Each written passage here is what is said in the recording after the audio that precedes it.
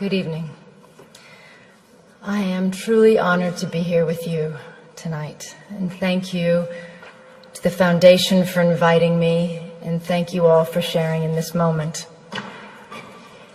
We are here in the memory of Sergio Vieira de Mello and the 21 other men and women, most of them UN workers, who died with him in the bombing of the UN headquarters in Baghdad, August 2003.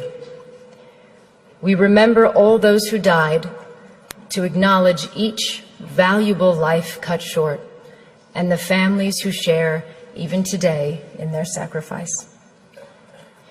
We also remember them for the power of the example they set. Brave individuals from 11 different countries working to help the Iraqi people at the direction of the United Nations Security Council and on behalf of all of us. This is sometimes forgotten, that in serving under the UN flag, they died in our names, as our representatives. And at their head, Sergio was a man of extraordinary grace and ability, as many who knew him will testify.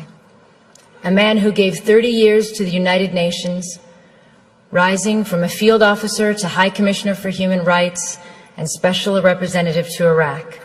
From Bangladesh to Bosnia to South Sudan to East Timor, he spent the majority of his career in the field, working alongside people forced from their homes by war and assisting them with his skill as a diplomat and a negotiator.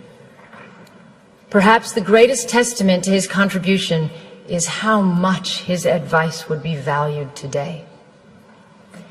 As the Syrian conflict enters its 7th year, as we live through the gravest refugee crisis since the founding of the United Nations, as 20 million people are on the brink of death from starvation in Yemen, Somalia, South Sudan, and Southeast Nigeria, I cannot imagine that there is anyone in the leadership of the United Nations who would not welcome the opportunity to consult Sergio or to send him into the field once more.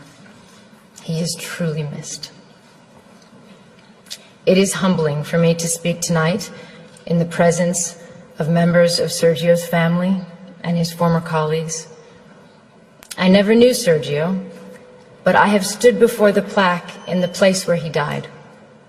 I felt profound sadness at the fact that the conflict in Iraq, the source of so much Iraqi suffering to this day, had claimed the lives of men and women whose only intention was to try to improve a desperate situation. But I also saw clearly the value and nobility of a life spent in service to others. Sergio was a man who never turned down an assignment, no matter how difficult and dangerous, or as others have put it, who handled one impossible task after another. He was a man, to borrow the words of Thomas Paine, whose country was the world, whose religion was to do good. He will always remain a hero and inspiration to all who follow in his footsteps. The UN's work did not end there, in the rubble of Canal House 14 years ago. Hundreds of UN staff have served and continue to serve in Iraq, as they do from Afghanistan to Somalia, because the task of building peace and security can never be abandoned, no matter how bleak the situation. My thoughts on Sergio's life and legacy derive from my 16 years with UNHCR, the agency he spent so much of his career serving and representing. But I also speak as a citizen from my country, the United States. I believe all of us who work with the UN preserve this duality. The United Nations is not a country. It is a place where we come together as nations and people to try to resolve our differences and to unite in common action. As a citizen, I find myself looking out on a global environment that seems more troubling and uncertain than any time in my lifetime. And I imagine many of you feel the same. We are grappling with a level of conflict and insecurity that seems to exceed our will and capabilities, with more refugees than ever before, with new wars erupting on top of existing conflicts, some already lasting decades. We see a rising tide of nationalism, masquerading as patriotism, and the reemergence of policies encouraging fear and hatred of others. We see some politicians elected partly on the basis of dismissing international institutions and agreements, as if our countries have not benefited from cooperation but actually been harmed by it. We hear some leaders talking as if some of our proudest achievements are in fact our biggest liabilities, whether it is the tradition of successfully integrating refugees into our societies or the institutions and treaties we have built rooted in law and human rights. We see nations that played a proud role in the founding of the International Criminal Court, withdrawing from it on the one hand, and on the other, we see arrest warrants for alleged war crimes issued but not implemented, and other crimes ignored altogether. We see a country like South Sudan, ushered by the international community into independence and then largely abandoned, not by the UN agencies and NGOs, but effectively abandoned without the massive support they need to make a success of sovereignty. And we see resolutions and laws on the protection of civilians and the use of chemical weapons, for instance, flouted repeatedly, and in some cases under the cover of Security Council vetoes, as in Syria. Many of these things are not new, but taken together and in the absence of strong international leadership, they are deeply worrying. When we consider this, all of this and more, as citizens, what is our answer? Do we, as some would encourage us to think, turn our backs on the world and hope that the storm will pass?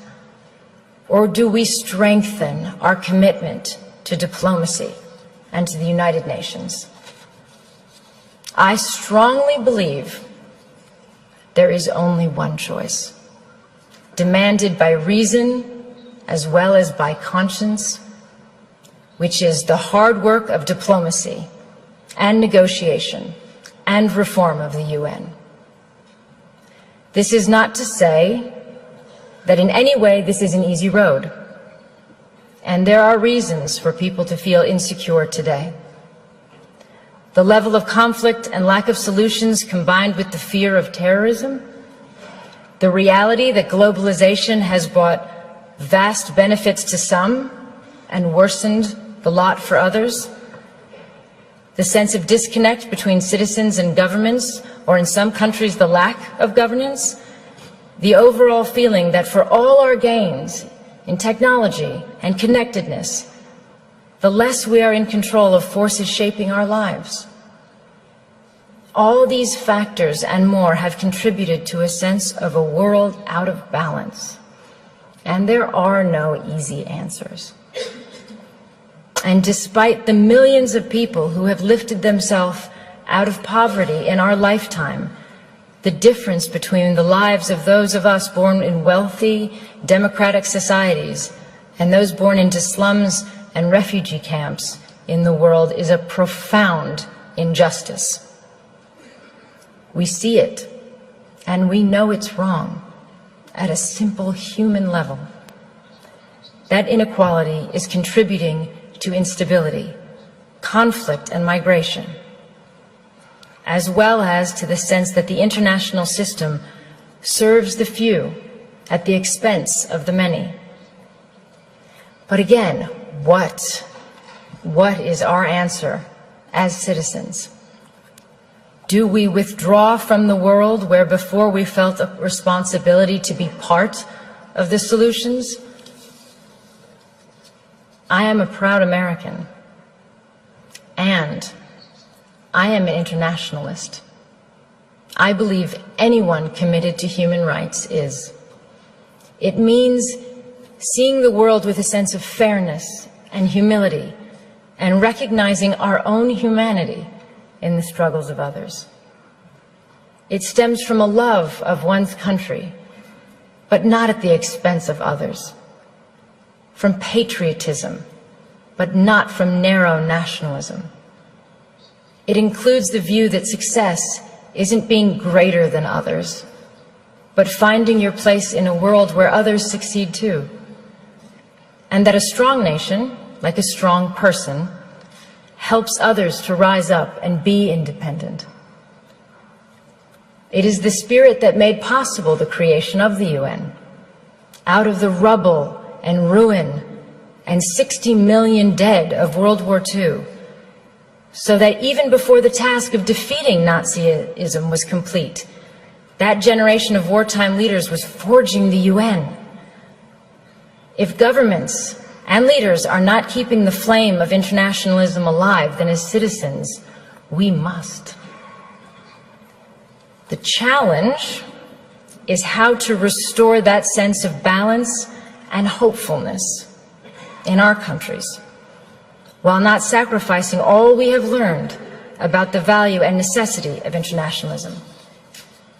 Because a world in which we turn our back on our global responsibilities will be a world that produces greater insecurity, violence, and danger for us and for our children.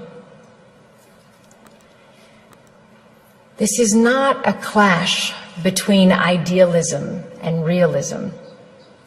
It is the recognition that there is no shortcut to peace and security, no substitute for the long, painstaking effort to end conflicts, expand human rights, and strengthen the rule of law. We have to challenge the idea that the strongest leaders are those willing to dismiss human rights on the grounds of national interests. The strongest leaders are those who are capable of doing both. Having strong values and the will to act upon them doesn't weaken our borders or our militaries. It is their essential foundation. And none of this is to say that the UN is perfect, because of course we know it is not. I have never met a field officer who has not railed against the shortcomings, as I imagine Sergio did in his darkest moments. And he, like all of us, wanted a UN that was more decisive, less bureaucratic, and that lived up to its standards. But he never said it was pointless, and he never threw in the towel. The UN is an imperfect organization because we are imperfect. It is not separate from us. Our decisions, particularly those made by the Security Council, have played a part in creating the landscape that we are dealing with today. We should always remember why the UN was formed and what it is for, and take that responsibility very seriously. We have to recognize the damage we do when we undermine the UN or use it selectively or not at all, or when we rely on aid to do the job of diplomacy, or give the UN impossible tasks and then underfund it. For example, today, there is not a single humanitarian appeal anywhere in the world that is funded even by half of what is required. In fact, worse than that, appeals for countries on the brink of famine today are 17%, 7%, 5% funded, for example. And of course, emergency aid is not the long-term answer. No one prefers that kind of aid, not citizens of donor countries, not governments, not refugees. They do not want to be dependent. It would be far better to be able to invest all of our funds in infrastructure and schools and trade and enterprises. But let's be clear, emergency aid has to continue because many states cannot or will not protect the rights of citizens around the world. It is what we spend in countries where we have no diplomacy or our diplomacy is not working. And until we do better at preventing and reducing conflict, we are doomed to be in a cycle of having to help feed or shelter people when societies collapse. As another legendary UN leader who was also killed in the line of duty, Dag Hammarskjöld, said, "Everything will be all right." You know when? When people, just people, stop thinking of the United Nations as a weird Picasso abstraction and see it as a drawing they make themselves. The UN can only change if governments change their policies, and if we, as citizens, ask governments to do that. It is moving if you think about it. We are the future generations envisioned in the UN Charter. When our grandparents resolved to spare future generations the scourge of war, as written, they were thinking of us. But as well as dreaming for our safety, they also left us a responsibility. President Roosevelt, addressing the U.S. Congress in January 1945, 6 months before the end of World War II, said this: "In the field of foreign policy, we promise to stand together with the United Nations, not for the war alone, but for the victory for which the war was fought." And he went on, "The firm foundation can be built and will be built, but the continuance and assurance of a living peace in the long run must be the work of the people themselves." So today we have to ask ourselves if we are living up to that mission. They gave us the start. What have we done with it? It is clear to me that we've made huge strides, but our agreements and institutions are only as strong as our will to uphold them. If we do not, for whatever reason, we bequeath a darker, more unstable world to all of those who come after us. It is not for this that previous generations shed blood and worked so hard on behalf of all of us. The memory of those who came before us holds us true to our ideals, resting unchanged in time. They remind us who we are and what we stand for. They give us hope to stay in the fight, as Sergio did until his last breath. 14 years since his death, there is a stronger need than ever before for us to stay true to the ideals and purposes of the United Nations. That is what I hope his memory holds for us today. We cannot all be Sergios, but I hope all of us can determine that we shall be a generation that renews its commitment to unite our strength to maintain international peace and security, and to promote social progress and better standards of life and larger freedom.